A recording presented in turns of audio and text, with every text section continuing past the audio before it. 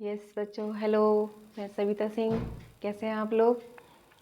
तो आज मैं आपको कॉन्वेक्स मिरर के बारे में कुछ बताने जा रही हूँ, उसकी इमेज फॉर्मेशन के बारे में। तो देखिएगा, चलिए स्टार्ट करते हैं। यस बच्चों, image formation by convex mirror, जिसमें case 1 when the object is at infinity. जब ऑब्जेक्ट इन्फिनिटी पर होगा, मिरर से काफ़ी दूर होगा, तो देखिए इमेज की पोजीशन क्या रहेगी? At the focus. इमेज जो है वो फोकस पर बनेगी, behind the mirror. Nature virtual and erect. Size highly diminished. Point size बहुत छोटी इमेज बनेगी, बहुत छोटी। जब ऑब्जेक्ट इन्फिनिटी पर होगा तो पोजीशन ऑफ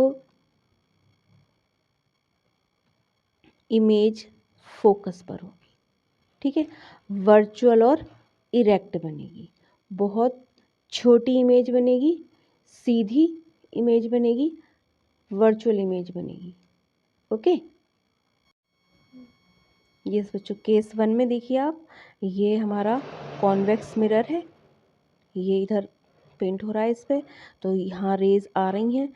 एक्चुअल में बनती नहीं है, हमें महसूस होता है, ये डॉटेड लाइन उसको महसूस करा रही है बस, क्योंकि इमेज कैसी है? वर्चुअल है, उसके अंदर बन रही है इमेज, बिहाइंड द मिरर, ठीक है। तो ये इन्फिनिटी पर जब ऑब्जेक्ट है तो रेज जो हैं पैरेलल जा कर के हमें ऐसा महसूस होता है कि वो फोकस पर आकर के टकरा रही हैं। वैसे तो वो यहाँ से जा रही हैं, ठीक है, लेकिन वो हमें ऐसा आभास होता है, ऐसा महसूस होता है कि वो यहाँ फोकस पर आकर के मिल रही हैं, और यहीं पर जो है इमेज बनती है। यानी इन्फिनिटी पर रखे किसी ऑब्जेक्ट की इमेज कहाँ बनेगी? फोकस पर बनेगी, ठीक है। ओके। यस बच्चों, case second when the object is at finite distance from the mirror.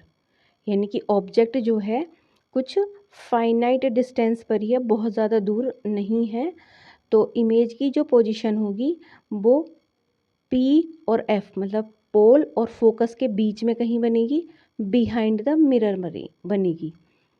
Mirror के अंदर हमें ऐसा लगेगा कि इसके अंदर इमेज बनी है, स्क्रीन पर नहीं, अंदर।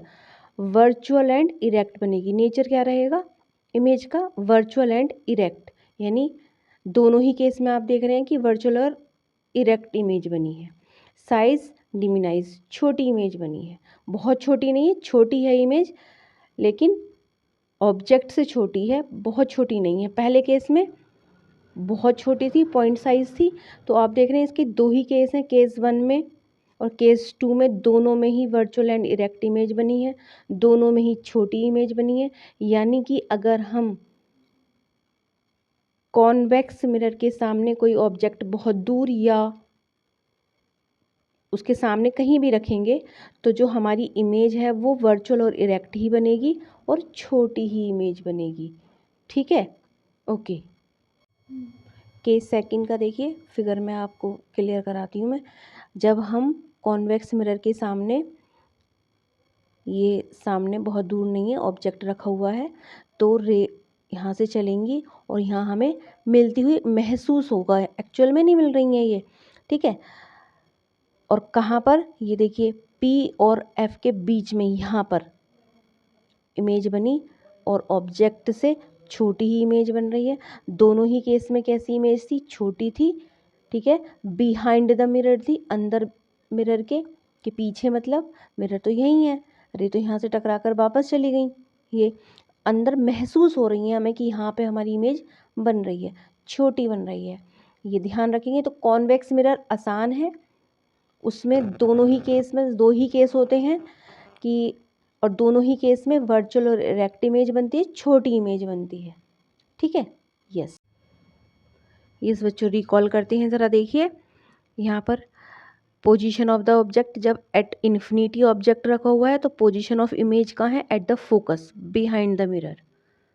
साइज क्या है? हाईली डिमिनाइज्ड, पॉइंट साइज्ड, और nature of the image virtual and erect. ठीक है। दूसरा केस, जब इन्फिनिटी और पोल के बीच में आपने कहीं भी ऑब्जेक्ट को रखा है तो जो इमेज की पोजीशन है वो पी और एफ के बीच में, पोल और फोकस के बीच में बिहाइंड द मिरर ही बनेगी। डिमिनाइज बनेगी, छोटी, वर्चुअल एंड इरेक्ट बनेगी। आई होप कि आपको ये पॉइंट क्लियर हो गए होंगे और याद भी हो गए होंगे हैंड टू हैंड। तो बहुत आसान है, बस एमसीक्यू में इसका क्वेश्चन पूछा जाता है कि कौन सा मिरर है जिसमें हमेशा छोटी ही इमेज बनती है, तो वो कॉन्वेक्स मिरर हो गया। जो हमेशा ही कि कहीं भी हम ऑब्जेक्ट को रखते हैं वो वर्चुअल ही इमेज देता है, कॉन्वेक्स मिरर। ठीक है, तो इस टाइप का एमसीक्यू में क्वेश्चन आने के चांस रहते हैं, तो इसे पॉइंट को क्लियर कर लीजिएगा। यस बच्चों, तो दोनों मिरर आपने पढ़े, कॉनकेव कॉन्वेक्स मिरर। ठीक है, दोनों को अच्छे से रिवाइज करिएगा, क्वेश्चन पूछे जाते हैं। और कैसा लगा कमेंट करके बताइए मुझे।